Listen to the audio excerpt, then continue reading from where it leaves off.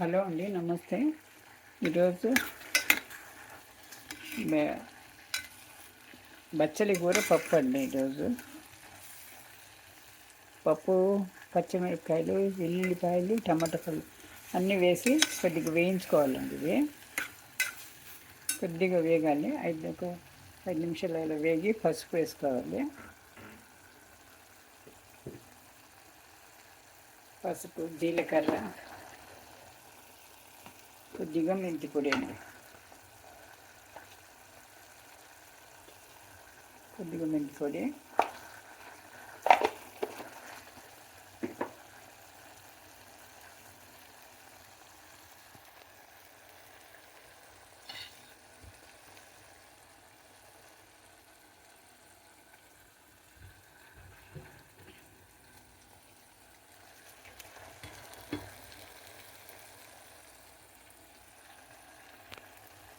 పొడిలు వేసి వేపుకున్న తర్వాత ఒక 2 నిమిషాలు చాలండి వేపుకొని. ఎక్కువ అవసరం లేదు.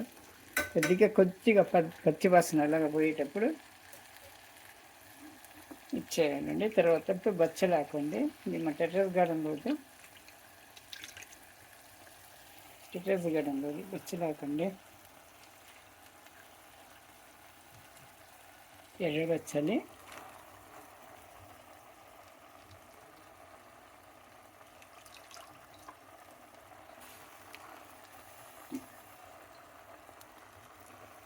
నీళ్ళు,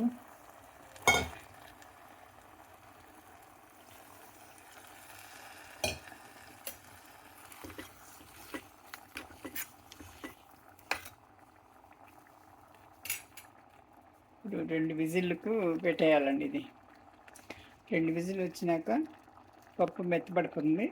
అప్పుడు మెదిపి పోపు పెట్టుకోవాలండి. ఇది బచ్చల కూర పప్పు అన్నమాట.